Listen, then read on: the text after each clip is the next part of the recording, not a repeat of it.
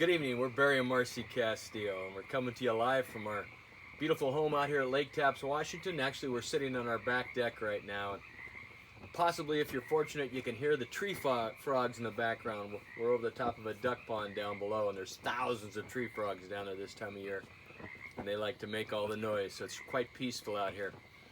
But we're kind of spent some time with you here tonight, and we really don't know what your dreams, goals, desires, and wishes are. So we're just gonna kind of give you a little bit of idea of what we're all about, where we came from, and what we've been doing, and where we see this going. I know, sweetheart, I know you've got a lot on your mind. Hi, we just want to welcome you and tell you a little bit about myself. My background was dental hygiene, and I actually enjoyed that for the time that I practiced that.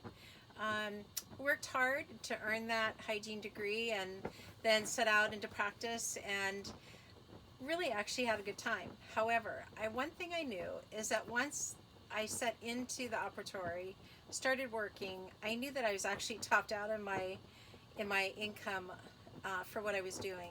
The only way I was going to raise that was to go back to school, which meant increase our debt load as a family, or just get a higher degree, which again would be increased debt load, with not a guarantee that I was going to actually increase our income.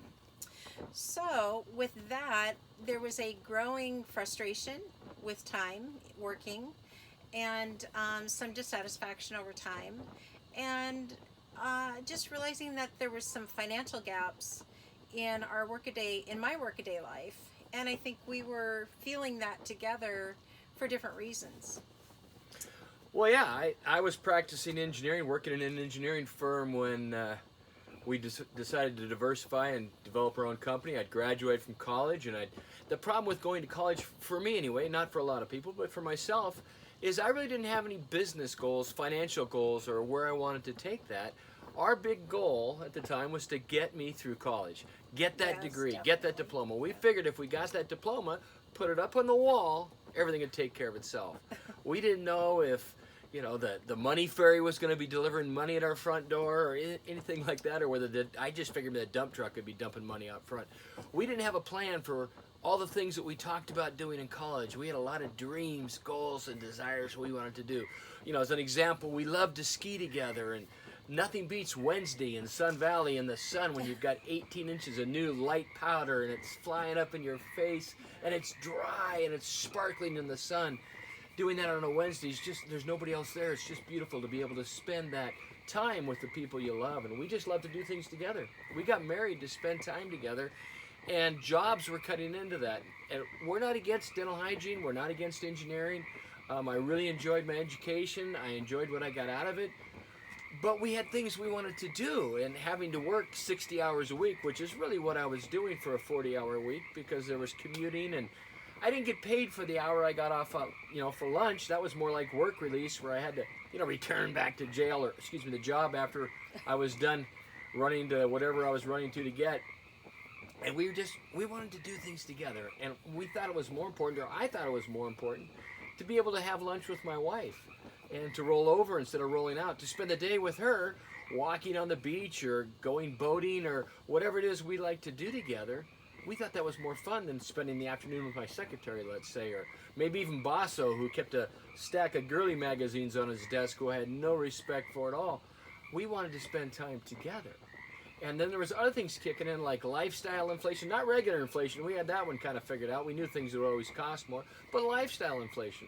My wife wasn't excited about riding around in the Pinto bean that we had when we were going to college. She wanted a nicer car with heat and air conditioning, and we wanted a home. We didn't want to live in a trailer anymore, and all of a sudden you started having kids, and so this lifestyle inflation was just killing us. So the idea was to put her back to work, and so we got her educated, got you in dental hygiene, and we put you to work, and lo and behold, after 6 months, she said she wanted to retire.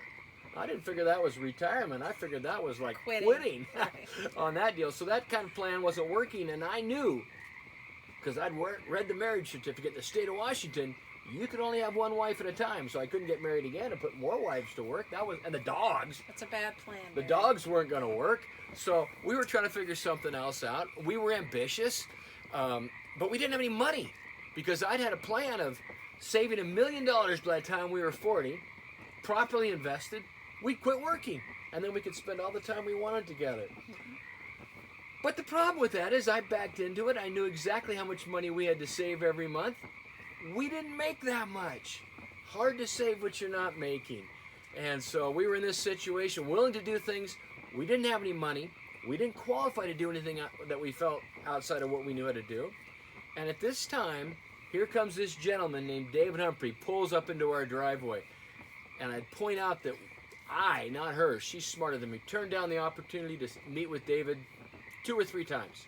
Not because I understood what he was talking about, but because we didn't have any money, we didn't qualify to do anything else, and I didn't want to have to be embarrassed, I guess, as a guy and admit that.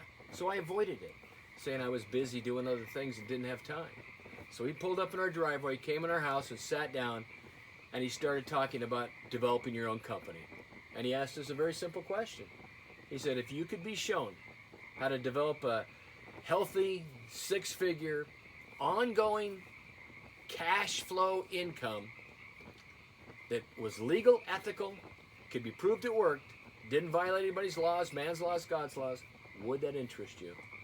And we were smart enough to say yes. Right, sweetie? Sure did. Go ahead. Yeah.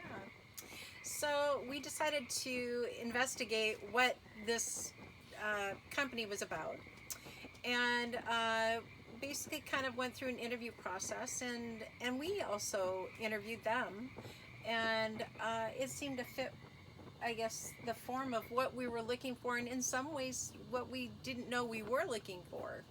The fact that an opportunity came to us, it's that opportunity and preparedness, I guess, example. And so we decided to embark on this adventure. Yeah, we were very busy, and the ability to develop our own company with using some of our non-productive time, take that and develop it into a cash flow income, because we had cash flow. It flowed in and it flowed out, and we just weren't keeping any of it. So the ability to develop a cash flow business that would be generating cash, whether we were at the desk or at the job or not. So we could be making money when we slept, making money when we were at home, making money doing whatever, have a little security, cash coming in that was independent of our efforts once we got it built and rolling.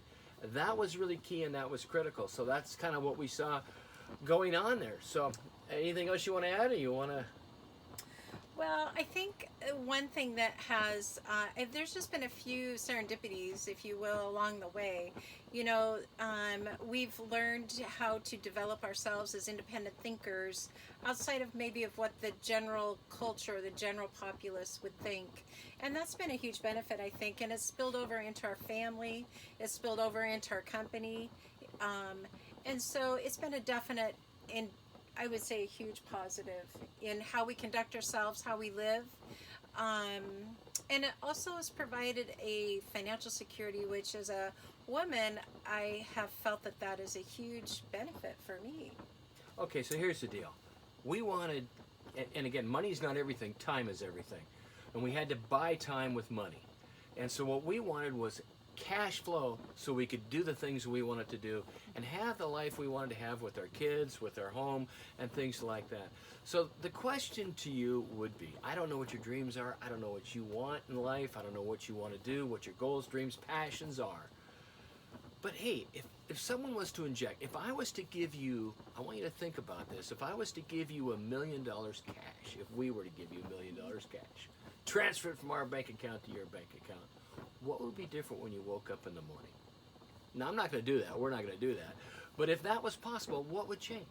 So if you could be shown how to develop $1 million cash flow asset, short relatively amount of time, it was legal, it was ethical, would that be worth investigating? That's my question to you folks. We love you and look forward to meeting you in person.